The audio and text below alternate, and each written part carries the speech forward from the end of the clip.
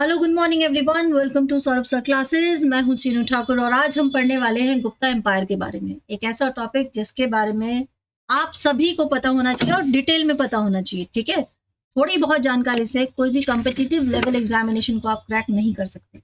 और गुप्ता एम्पायर एक ऐसा टॉपिक है जो हर एक एग्जाम में बहुत ही ज्यादा इंपॉर्टेंट है। तो चलिए फटाफट से समझते हैं, जल्दी जल्दी समझने की कोशिश करेंगे। जो मोस्ट इंपॉर्टेंट पॉइंट है वही डिस्कस होगा। ठीक है, तो गुप्ता एज को कहा गया है गोल्डन ईरा ऑफ इंडिया। क्यों? क्योंकि 4 to 6 सेंचुरी एक ऐसा टाइम पीरियड, फोर्थ से लेकर 6 सेंचुरी तक का पीरियड है ये, जहां पर इंडिया ने हर तरफ प्रोग्रेस की है। चाहे वो कल्चर हो, चाहे वो साइंस हो, चाहे वो लिटरेरी हो, चाहे वो किसी भी फॉर्म में हो, प्रोग्रेस की थी। इसीलिए उस टाइम पीरियड को गोल्डन एज फॉर इंडिया कहा जाता है। ऐसा बिल्कुल मत समझ लीजिएगा कि गोल्ड के सिक्के बन रहे हैं इसीलिए गोल्ड एज कहा गया है। ठीक है, अब समझेंगे कि गोल्डन ईरा कहा क्यों गया है। गुप्ता एम्पायर का ऐसा क्या इंपॉर्टेंट डिनेस्टी है, रूलर्स हैं, या क्या हिस्ट्री रही है इसके पीछे। तो समझते हैं कि इसका फाउंडेशन किया था चंद्रगुप्त वन ने 320 सीई में। डेट याद रखिएगा, डेट आपको ये वाली डेट तो याद रहनी चाहिए, कई बार एग्जाम में पूछी गई है। एक्सपेंशन की बात करें तो समुद्रगुप्त यानी चंद्रगुप्त वन का जो नेक्स्ट रूलर आते हैं, उनके बेटे आते हैं समुद्रगुप्त। और कहा जाता है कि इन्होंने लगभग पूरे भारत पर कंट्रोल किया था। ठीक है, इन्होंने अपने एम्पायर को इतने व्यवस्थित तरीके से बढ़ाया था कि पूरा भारत ही मैप में इनके अंडर में समझा जा रहा था। अगर सक्सेशन की बात की जाए तो एक्सपेंशन समुद्रगुप्त ने की है, लेकिन उसके बाद भी जो रूलर आए हैं वो भी बहुत ही ज्यादा कॉम्पिटेड आए, जैसे चंद्रगुप्त टू जो समुद्रगुप्त के बेटे थे। ठीक है, बढ़ते हैं, अब एक एक करके समझते हैं। चंद्रगुप्त वन जो कि फाउंडर है गुप्ता डिनेस्टी के, 320 सीई, ये डेट तो मुझे लगता है आप लोगों के दिमाग में बस जानी चाहिए। इनकी वजह से ही कहा गया है गोल्डन एज, क्योंकि ये फाउंडर है और इन्होंने बहुत ही सुचारू तरीके से, देखो जो फाउंडर होता है, जो नींव रखता है, वो कितना इंपॉर्टेंट पर्सनालिटी होता है। ठीक है, नेक्स्ट आएंगे टेरिटोरियल एक्सपेंशन, यानी कि चंद्रगुप्त वन ने ऐसा क्या किया। अरे भाई, पूरा एरिया एक्सपेंड किया गुप्ता किंगडम का। ठीक है, गंगा रिवर बेसिन जो है आपका, पूरा एमपी और पूरा ये वाला एरिया, बिहार तक का एरिया, सारा एरिया पे इनका कंट्रोल था। ठीक है, पूरा गंगा यमुना दोआब जो यहाँ से स्टार्ट होता है, पूरा इलाहाबाद, प्रयाग, बिहार, ठीक है, ये सारा एरिया कवर करता हुआ मगध का इंपॉर्टेंट हिस्सा था। ये सारी इंफॉर्मेशन हमें मिलती कैसे है? तो गुप्ता टाइम पीरियड में कुछ इंपॉर्टेंट इंस्क्रिप्शन है, उन्हीं इंस्क्रिप्शन से हमें ये सारी जानकारियां मिलती रही है। चंद्रगुप्ता के बारे में और भी बहुत कुछ है जो डिस्कस करना है, पर धीरे धीरे आगे बढ़ते हुए करेंगे। ठीक है, अब बात आती है समुद्रगुप्त की। Samudragupta conqueror and arts pattern भी कहे गए हैं। ठीक है, क्यों कहे गए हैं अभी बताते हैं। पहले इनकी मिलिट्री विक्ट्रीज के बारे में बात करते हैं। इन्होंने, जैसा कि मैंने आपको बताया है, भारत जो उस समय दो पार्ट से जाना जाता था, एक था आर्यव्रत और एक था दक्षिणापथ। आर्यव्रत जो मोस्टली नॉर्थ वाला एरिया होता था, वहां के सारे किंगडम को हरा के समुद्रगुप्त ने वहां पर तो कंट्रोल किया ही किया है, इसके साथ साथ उन्होंने साउथ में भी, दक्षिण पथ के भी इंपॉर्टेंट रूलर्स को हराया। ये बात और है कि वहां के राज्य उन्होंने उन्हीं राजा को वापस करके टैक्स वहां से लेना शुरू किया था। ठीक है, नेक्स्ट आता है सपोर्टेड द आर्ट्स। ये बहुत बड़े आर्ट और कल्चर के सपोर्टिव रहे हैं। इसका हमें कैसे पता चलता है? क्योंकि उस समय कुछ ऐसे सिक्के मिले जिस पर इन्होंने वीणा बजाते हुए भी एक पोज जो है क्वाइन के ऊपर मिला है कि ये समुद्रगुप्ता राजा के टाइम पीरियड के क्वाइन है, और राजा बैठे हैं और लग रहा है वो संगीत के बहुत ज्यादा गुणी है, बहुत जानते हैं, इसलिए वीणा के साथ उनकी तस्वीर है। ठीक है, कल्चरल फ्लरिशिंग की बात करें तो इनके टाइम पीरियड में कल्चरल बूम हुआ, यानी संस्कृत लिटरेचर पर, आर्किटेक्चर में बहुत सारे विकासशील कार्य हुए। ठीक है, अब आते हैं चंद्रगुप्ता टू पर। चंद्रगुप्ता टू को एक मैग्निफिसेंट रूलर कहा गया है गुप्ता एज टाइम पीरियड का। क्यों? क्योंकि इनका जो एक्सपेंशन था, नो डाउट कि समुद्रगुप्ता जो है उन्होंने एक्सपेंशन तो बहुत किया था, बट ऐसे मिलिट्री कैंपेन्स जो कि बहुत टाइम से ड्यू होंगे या फिर नहीं सक्सेसफुली हो पा रहे होंगे, चंद्रगुप्ता टू ने उन्हें सक्सेसफुली हैंडल किया और एक ऐसी मेजर पावर बना दिया गुप्ता को कि भारत पे पूरा कंट्रोल करने के लिए एक ही डायनेस्टी को देखा जाने लगा था। डिप्लोमेटिक अलायंसेस में तो ये बहुत आगे निकले, इन्होंने कुछ जगह मैरिटाइम अलायंसेस बनाए, कुछ इन्होंने बिना वॉर किए उन एरिया पर अपना कंट्रोल कायम किया। तो वो कैसे किया इन्होंने, इनकी डिप्लोमेसी को यूज करके। इकोनॉमिक प्रोस्पेरिटी की बात करते हैं तो इनके रूल के अंदर गुप्ता एम्पायर ने एक परफेक्ट गोल्डन एज वाली लाइफ जी है, क्योंकि इतनी प्रॉस्पेरिटी हुई, ट्रेड इतना फ्लरिश हुआ, जिसकी वजह से कल्चरल एक्सचेंज हुआ। क्योंकि जब फॉरेन किसी जगह से हम लोग ट्रेड करते हैं तो मतलब देश विदेश आना जाना पड़ता है, वहां से लोग यहाँ आते हैं, यहाँ से लोग वहां जाते हैं, तो हम इसके बदले कुछ सीखते ही हैं, है ना। तो इकोनॉमिक प्रॉस्पेरिटी हुई। अब नेक्स्ट आते हैं कुमार गुप्ता वन। अभी तक जो आप नॉर्मली पढ़ते हैं, ज्यादातर आप क्या पढ़ते हैं, चंद्रगुप्ता पढ़ते हैं, समुद्रगुप्ता पढ़ते हैं, ठीक है। लेकिन कुमार गुप्ता वन बहुत इंपॉर्टेंट गुप्ता डायनेस्टी के एक रूलर हैं, इन्हें महेंद्रादित्य भी कहा गया है। ये सक्सेसर हैं चंद्रगुप्ता टू के, उनके बेटे हैं। इन्होंने स्टडी रेन किया है, यानी जब इन्होंने देखा कि चंद्रगुप्त टू यानी इनके पिताजी के टाइम पर ऑलरेडी बहुत सारे इलाके जो हैं गुप्ता डायनेस्टी के अंडर में थे, और इन्होंने उसको बहुत ही परफेक्ट तरीके से चलाया, ताकि भाई कोई ऐसा कुछ बैटल, ऐसा कोई प्रॉब्लम ना हो जाए, सामंत जो है विद्रोह ना कर दे और राज्य डिक्लाइन की तरफ ना चले जाए। तो उसके लिए इन्होंने बहुत सफल काम किए। मिलिट्री सक्सेस की बात की जाए तो इनका बहुत बड़ा योगदान ये रहा कि उस समय यानी कि 3rd सेंचुरी के स्टार्टिंग से ही हम देख रहे थे इन्वेडर जो भारत में अटैक करते थे वो तो थे ही। हम लोगों ने देखा कि एलेक्जेंडर आया, उसके बाद देखा कि इंडो ग्रीक्स आए हैं, उसके बाद देखा कि पार्थियंस आए हैं, सीरियंस आए हैं, वो सारी चीजें हम लोग पहले पढ़ चुके हैं। अब हूणास एक ऐसा ग्रुप था जो एक तरह के टेररिस्ट समझ लीजिए आज के टाइम पीरियड में, उससे भी खतरनाक ग्रुप समझ लीजिए। वो भी भारत पर आके यहाँ से धन लूट लूट के जाना चाहते थे, परंतु कुमार गुप्ता ने सक्सेसफुली एक मिलिट्री जो फंक्शन तय किया, इस तरह से किया कि हूणास को भारत से दूर रखा जा सके। आर्ट्स की बात करें तो कुमार गुप्ता भी अपने जो पूर्वज है उनसे पीछे नहीं है, इन्होंने भी लिटरेचर, आर्किटेक्चर और स्कल्पचर को बहुत योगदान दिया है। बहुत सारे ऐसे कलाकार रहे जो इनके कोर्ट में थे, ठीक है। रिलीजियस हार्मनी की बात करें तो गुप्ता डायनेस्टी में चाहे ये किसी भी धर्म को पूज रहे हो, लेकिन इसका मतलब ये है कि बाकी सारे धर्मों की भी इन्होंने बहुत सम्मान किया। ये सारी बातें हम लोग अपने इंपॉर्टेंट पॉइंट्स के साथ डिस्कस करने वाले हैं। अब स्कंदगुप्त की बारी आती है। स्कंदगुप्त जो है कुमार गुप्त के बाद के एक और इंपॉर्टेंट रूलर है। ये रूलर इंपॉर्टेंट क्यों है, क्योंकि इनकी आर्मी ने हूणास को बहुत बुरी तरीके से खदेड़ दिया था। क्योंकि जब ऐसा लगने लगा कि भाई ये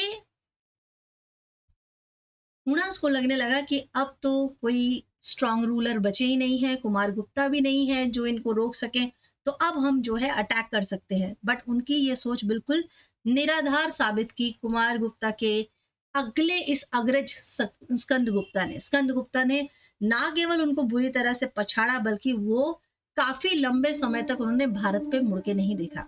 नेक्स्ट इंपॉर्टेंट पॉइंट आता है आर्किटेक्चरल पैटर्नेज। पूरे गुप्ताज रूलर्स ने आर्किटेक्चर पे बहुत ध्यान दिया है, और स्कंदगुप्ता ने तो बहुत बड़े बड़े टेम्पल्स और मॉन्यूमेंट्स भी बनाए थे। इंस्क्रिप्शंस की बात की जाए तो इनके टाइम पीरियड में गुप्ता सक्सेस के ऊपर डिटेल में इंस्क्रिप्शंस लिखे गए हैं, ठीक है। अब बात करते हैं गुप्ता के आर्ट और आर्किटेक्चर्स की। आपको गुप्ता टाइम पीरियड के बारे में इतना जब मैं बोल रही हूँ, गोल्डन ईरा बोल रही हूँ और उसका आर्ट और आर्किटेक्चर की तारीफ कर रही हूँ, तो उसको एक्सप्लेन करना भी जरूरी हो जाता है। मास्टरफुल ब्लेंड है, यानी कि हर एक आर्ट फॉर्म को यहाँ पर मिलाया गया है। यदि आपको याद हो तो हमने पहले गांधार आर्ट के बारे में पढ़ा था, हमने पहले मथुरा आर्ट के बारे में पढ़ा था। यहाँ पर आकर हम वो सारे ब्लेंड देखेंगे, वो सारा मिक्स यूज यहाँ देखते हैं। गुप्ता ईरा जो है वो आर्ट और आर्किटेक्चर के लिए बहुत ज्यादा मशहूर हुई, क्योंकि उन्होंने जो अपने मंदिर बनवाए उनमें उन्होंने कार्विंग का यूज किया, स्कल्पचर्स को ऑर्नेट किया। ऑर्नेट करने मतलब जो मूर्तियां थी, जो स्ट्रक्चर्स बनाए जाते थे, उनपे गहने जो है वो भी कार्व किए गए, ठीक है। आइकॉनिक एग्जाम्पल मिलता है दशावतार टेम्पल का, जो कि वहां पर विष्णु एक स्टेचू ऐसा है जो कि अपने आप में ही बहुत खूबसूरत है, ठीक है। इसके अलावा ये जो दशावतार टेम्पल है, ये पहला ऐसा टेम्पल होगा जो पूर्णतः व्यवस्थित टेम्पल भी माना गया है, ठीक है। तो ये इतने जो वर्क हैं उस टाइम पीरियड के, इसके अलावा भी बहुत सारे ऐसे स्ट्रक्चर्स हैं जो गुप्ता टाइम पीरियड के हैं। अब लिटरेचर और स्कॉलरशिप की बात करते हैं, ठीक है। यदि आपको यहाँ पर थोड़ी इंफॉर्मेशन कम लग भी रही है दोस्तों, तो मैं डिटेल में आपको तब करवाऊंगी जब हम एमसीक्यू की तैयारी करेंगे, यानी कि जब मैं आपके साथ पीवाईक्यू डिस्कस करूंगी, प्रीवियस ईयर के क्वेश्चन पेपर लेकर आऊंगी, उसमें डिटेल में जब क्वेश्चन आंसर हम लोग करेंगे, तब आपको पता चलेगा कि गुप्ता से रिलेटेड कितने सारे क्वेश्चन आते हैं। गुप्ता लिटरेचर और स्कॉलरशिप के बारे में पढ़ते हैं। अब गोल्डन एज हम कह रहे हैं तो वो लिटरेचर के बारे में भी कह रहे हैं, क्योंकि इस टाइम पीरियड में संस्कृत लिटरेचर तो बहुत भरमार लग गई थी, क्योंकि इस टाइम पर आए थे कालिदास, आर्यभट्ट, वराहमिहिर, जिन्होंने पोइट्री में, एस्ट्रोनॉमी में, मैथमेटिक्स में इतने बड़े योगदान दिए हैं जो आज तक भारत उनका ऋणी रहेगा, ठीक है। तो हम ये समझ सकते हैं कि गोल्डन एज इस तरह से भी थी क्योंकि लिटरेचर में भी डेवलपमेंट हो रहा था। गुप्ता पीरियड साइंस और टेक्नोलॉजी में बहुत एडवांस थे। कैसे? क्योंकि गुप्ता पीरियड में हम देखते हैं कि मैथ, एस्ट्रोनॉमी, मेडिसिन और इंजीनियरिंग में बहुत काम हुआ है। जैसे आर्यभट्टा है, उन्होंने डिस्कवरी की थी एस्ट्रोनॉमी की, और भी आर्यभट्टा की बहुत सारे इंपॉर्टेंट जो डिस्कवरीज है, उसमें सबसे पहला जो इम्पोर्टेंट था वो था कि अर्थ स्पिन करती है, क्योंकि उनके इस डिस्कवरी से पहले सब ये जानते थे कि भाई सूर्य जो है वो घूमते हैं या धरती जो है वहीं पर खड़ी है, बहुत सारा कॉन्सेप्ट था। बट आर्यभट्ट जो है, उन्होंने ये कहा कि अर्थ जो है वो स्पिन करती है, ठीक है। और इसके साथ साथ में पाई की जो पाई की वैल्यू है, वो वैल्यू भी आर्यभट्ट ने ही दी थी। इसके अलावा सर्जरी के लिए आप सुश्रुत को जानते हैं, चरक को जानते हैं, वो सब भी इसी टाइम पीरियड में हुए हैं। तो ये सारे इंपॉर्टेंट डेवलपमेंट अगर किसी ईरा में हो रहे हैं तो वो कैसे गोल्डन ईरा नहीं होगा, ठीक है। अब गुप्ता इकोनॉमी की बात करते हैं। प्रोस्पेरिटी एंड ट्रेड फ्लरिश हुआ, जैसे कि मैंने आपको बताया ही था कि यहाँ के रूलर्स हमेशा ट्रेड में बहुत ज्यादा डेवलपमेंट में विश्वास करते थे, तो उन्होंने बहुत सारे ऐसे रूट्स बनाए जिससे कि पूरे एम्पायर में कोई भी व्यापारी कैसे भी करके कनेक्ट हो सके और व्यापार को आगे बढ़ा सके। बहुत की गुड्स में देखें तो बहुत सारा ऐसा सामान था जो इंपोर्ट और एक्सपोर्ट किया जाता था, जैसे स्पाइसेस है, टेक्सटाइल है, जेम्स है, मेटल्स है, आइवरी है, एग्रीकल्चर प्रोडक्ट्स हैं। और मेजर सेंटर कौन कौन से थे? मेजर सेंटर में सबसे पहले आएगी गुप्ता डिनेस्टी की जो कैपिटल थी, यानी पाटलिपुत्रा। इसके अलावा उज्जैन, वाराणसी और कोस्टल पोर्ट्स भी बहुत सारे इंपॉर्टेंट रहे हैं। पॉलिसीज की बात करते हैं तो इन्होंने स्टेबल करेंसी चलाई और टैक्स सिस्टम भी इन्होंने बहुत ही एफिशिएंट तरीके से चलाया कि कभी भी पीजेंट्स को ऐसा ना लगे, किसानों को, कि हम पर ज्यादा टैक्स थोपा गया है, या फिर जो व्यापारी हैं उनको ये लगे कि हम पर ज्यादा टैक्स थोपा गया है। तो इन्होंने बैलेंस बना के चले हैं और बहुत सारे आर्टिशंस को भी सपोर्ट मिला, जिसकी वजह से वो ज्यादा से ज्यादा काम कर सके, ज्यादा से ज्यादा मुनाफा कमा सके। इनोवेशन की बात करें तो बहुत सारे इरिगेशन से रिलेटेड काम हुए, ट्रांसपोर्ट से रिलेटेड काम हुए, और मैन्युफैक्चरिंग एडवांसमेंट भी इस टाइम पीरियड में आती है, ठीक है। इकोनॉमिक स्ट्रेंथ जो है वो कल्चरल एक्सचेंज को बढ़ाता है, जिससे और ज्यादा अचीवमेंट मिलती है। अब चलते हैं गुप्ता एज के क्वाइंस की तरफ, क्योंकि आपने हर बार सुना होगा कि गुप्ता टाइम पीरियड में क्वाइंस जो है सब राजाओं ने अलग अलग तरीके के चलाए थे, और इससे रिलेटेड क्वेश्चंस भी आपके एग्जाम में आते हैं। तो टाइप की बात की जाए तो गोल्ड, सिल्वर एंड कॉपर सभी तरह के क्वाइंस थे, ठीक है। आप यहाँ देख सकते हैं, क्वाइंस देख सकते हैं, देखिए अलग अलग तरीके के क्वाइन है। और ये जो गुप्ता क्वाइंस हैं ये primarily made of gold, silver and copper. इसमें इंट्रिकेट डिजाइन्स मिलेंगे आपको, किंग्स की इमेज भी मिलेगी, ठीक है, जैसे किंग्स को सिंबल दिया गया है। अगर किसी क्वाइन पर बुल है, बोर है, तो ये मतलब पावर की निशानी मानी गई है, ठीक है। Highlight the empire's wealth and power. Silver और कॉपर क्वाइंस को कॉमन यूज के लिए रखा जाता था, कि एवरीडे जो भी ट्रांजेक्शन्स होते हैं उसके लिए। नोटेबल फीचर्स जो आपको मिलता है कि स्टैंडर्डाइज वेट यूज किया जाता था और प्रीशियस मेटल्स को यूज करते थे ताकि मॉनेटरी कंट्रोल बना रहे। इसके अलावा सिक्कों पर संस्कृत की डिटेलिंग होती थी, और जो रूलिंग किंग होता था उसके साल का भी मेंशन किया जाता था, ठीक है, कि किस साल वो मिंट किए गए हैं। They represent a high point of numismatic skill, और उस टाइम पीरियड में ये सिक्के अपने आप में ही बहुत बेहतर थे। अब अगर कोई क्वेश्चन आपको ये करता है कि सबसे ज्यादा सिक्के किस टाइम पीरियड में चलाए गए, तो गुप्ता टाइम पीरियड में चलाए गए। सबसे पहले कब चलाए गए, तो ये हम पहले पढ़ चुके हैं, कुषाण टाइम पीरियड में, इंडो ग्रीक के टाइम पीरियड में सबसे पहले चलाए गए हैं। और सबसे बेस्ट गोल्ड का कॉइन कौन से टाइम पीरियड का था, तो कुषाणा यानी इंडो ग्रीक टाइम पीरियड का ही था। ठीक है, तो ये आपके सारे इंपॉर्टेंट पॉइंट्स थे जो कि गुप्ता डिनेस्टी से रिलेटेड थे। अब हम जो नेक्स्ट पढ़ते हैं वो पढ़ते हैं यहाँ के सोसाइटी कल्चर के बारे में। तो जब सोसाइटी में आप देख रहे हैं चारों तरफ डेवलप है, तो फिर सोसाइटल हार्मनी आपको मिलेगा, सब मिलजुल के रह रहे हैं, अच्छी गवर्नेंस मिल रही है, कल्चरल भी डेवलपमेंट हो रहा है, रिलीजियस टॉलरेंस में यहाँ पर बहुत सारे एग्जाम्पल मिलेंगे कि बहरहाल गुप्ता जो थे वो वैष्णव थे, शिवा में विश्वास भी करते थे, लेकिन फिर भी उन्होंने बुद्धिज्म और जैनिज्म को भी सपोर्ट करते हुए बहुत सारे ऐसे दान दिए, जिसकी वजह से जो गुप्ता थे, जो बुद्धास थे, उनके बुद्धिस्ट जो थे, सॉरी बुद्धा नहीं, बुद्धिस्ट जो थे, वो भी आते थे तो उनको भी दान देते थे, उनके लिए भी चैत्य बनवाते थे, विहारास बनवाते थे, जैनों को भी इन्होंने दान दिया। ऐसे बहुत सारे एग्जाम्पल भी आपको मिलेंगे। ठीक है, अर्बनाइजेशन और ट्रेड की अगर बात करें तो शहरीकरण तो पूरी तरह से हो रहा था, क्योंकि नेटवर्क्स हो रहा था ट्रेड के थ्रू,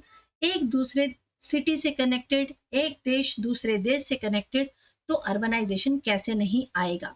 गुप्ता एडमिनिस्ट्रेशन और गवर्नर्स की अगर मैं बात करूं तो बहुत ही इफेक्टिव और सेंट्रलाइज्ड एडमिनिस्ट्रेशन था। लीगल सिस्टम यहाँ का बहुत स्ट्रांग था, ताकि कोई भी कानून के हिसाब से ही चलेगा, हर एक के इंसान के मन में ये डर रहे। अर्बन डेवलपमेंट हो रही थी, शहरी विकास की तरफ ध्यान दिया जा रहा था, और लोकल गवर्नेंस भी बहुत ज्यादा स्ट्रांग थी, जिससे कि गांव तक का जो एरिया था, यानी कि जो सबसे छोटी इकाई होती है परिवार के बाद आता है आपका जो गांव होता है। ठीक है, गांव जो है उसका भी पूरा ध्यान रखा गया था, वहां पे भी काउंसिल्स बनाए गए थे, एडमिनिस्ट्रेशंस बनाए गए थे। ठीक है, ताकि लोकल गवर्नेंस भी बढ़िया हो सके। इसके अलावा गुप्ता इंस्क्रिप्शन की मैं बात कर रही हूँ, गुप्ता इंस्क्रिप्शन बहुत इंपॉर्टेंट है। जैसे विद्याधारा का ये इंस्क्रिप्शन जो है, मैं आपको लेटेस्ट बता रही हूँ, गुप्ता से रिलेटेड ऑलरेडी बहुत सारे इंस्क्रिप्शन आते हैं, जैसे ईरान इंस्क्रिप्शन है, ठीक है, जो स्कंद गुप्त के टाइम पीरियड का इंस्क्रिप्शन है। इसके अलावा जो आपके गुप्ता ईरा इंस्क्रिप्शन में विद्याधारा जो है, उन्होंने वेल्थ के बारे में जानकारी देते हुए इंस्क्रिप्शन बनाया कि उस टाइम पे लोगों का क्या इंपॉर्टेंट वेल्थ सिस्टम रहता होगा। इसके अलावा एक और इंस्क्रिप्शन बनाया गया जो एट्रीब्यूट किया गया शंकराचार्य को, और यहाँ पर मोस्टली जो है स्टोन पर कार्व्ड किया गया सारे जितने भी इंपॉर्टेंट इंफॉर्मेशन थे।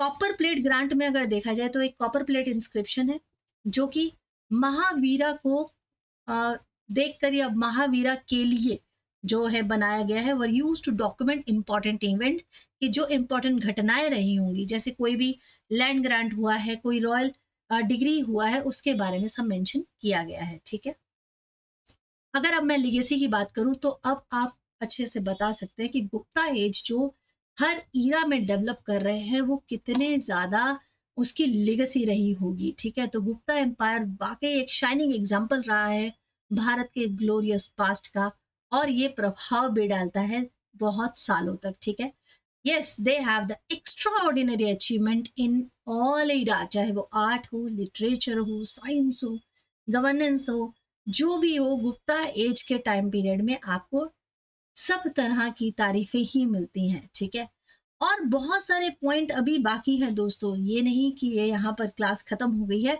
बहुत सारे पॉइंट बाकी है, लेकिन इतनी इंफॉर्मेशन अगर आपको समझ में आ गई है तो अगला जो हम गुप्ता ईरा के बारे में पढ़ने जाएंगे उसमें होंगे कि क्या इंपॉर्टेंट इंस्क्रिप्शन किसने मेंशन करवाया, कौन सी बुक्स किसने लिखी, कालिदास द्वारा जी की लिखित बुक्स कौन सी है, और ये सारा हम डिस्कस करेंगे जब गुप्ता डिनेस्टी से रिलेट हम क्वेश्चन आंसर डिस्कस करेंगे। ठीक है, आई होप आप लोगों को क्लास अच्छी लगी होगी। अगर क्लास अच्छी लगे तो प्लीज बताइएगा जरूर, मैं आपके साथ फिर से आऊंगी एक नया टॉपिक लेके। ठीक है, और तैयारी बहुत जोर शोर से कीजिए, क्योंकि एग्जामिनेशन सबके आपके सामने है, चाहे वो सेट एग्जाम हो, चाहे वो WBCS हो, चाहे वो 17th BPSC एग्जामिनेशन है, सभी के लिए हिस्ट्री जो है बहुत इंपॉर्टेंट टॉपिक होता है. So thank you so much guys, will meet you soon in our next video, और उसमें हम लोग कुछ और मजे की